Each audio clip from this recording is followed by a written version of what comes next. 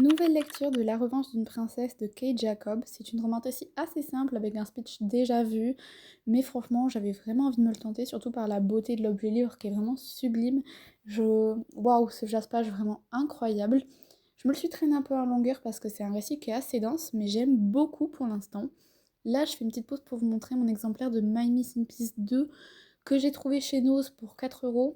J'avoue que j'ai même pas le 1 et que je n'ai pas réussi à le trouver et que le texte me donnait pas plus envie que ça, mais pour le prix, je me le suis tenté. Franchement, un collector à 4 €, on dit pas non. J'ai terminé La Revanche d'une princesse. J'ai un avis assez mitigé dessus, j'ai pas trouvé ça exceptionnel pour être honnête, malgré que le livre soit vraiment sublime. On est un peu flou, je suis désolée. Euh, En fait, c'est simple, il se passe pas grand chose. Vraiment, on a l'intrigue entre les personnages qui est assez courte, puisqu'on comprend vite qu'il y a une attirance entre deux.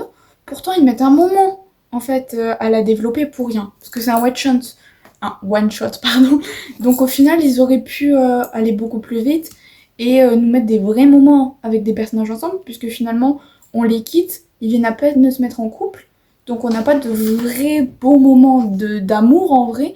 Donc c'est une romance qui a peu de romance et où il y a beaucoup de longueur en fait, parce qu'on va les suivre donc, dans une école, et on a beaucoup de moments sur cette école, mais finalement c'est pas bien développé. On n'a pas de vrai world building, on n'a pas... En fait on n'a pas beaucoup. J'ai pas grand chose à vous dire parce qu'on n'a pas beaucoup de matière en fait. Le monde est pas trop développé, les personnages non plus, la relation non plus. Il est long pourtant, il fait quand même 500 pages, donc je comprends pas trop ce que j'ai lu, pour être honnête. J'ai mis 3 étoiles parce que, dans un sens, j'ai bien accroché, mais vraiment, il m'a fallu que je sois à la page, je sais pas, 250, un truc comme ça, pour que j'accroche et que je le finisse d'un coup. En fait, j'ai fini d'une traite, mais c'était pas ouf. C'était pas ouf. En vrai, on peut mettre que 3 sur Goodreads, mais j'aurais bien mis 3,75, 2,75 pardon, parce que ça ne mérite pas plus que 2,75.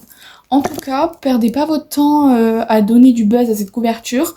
Le texte dedans est pas ouf. Le texte dedans est un peu décevant.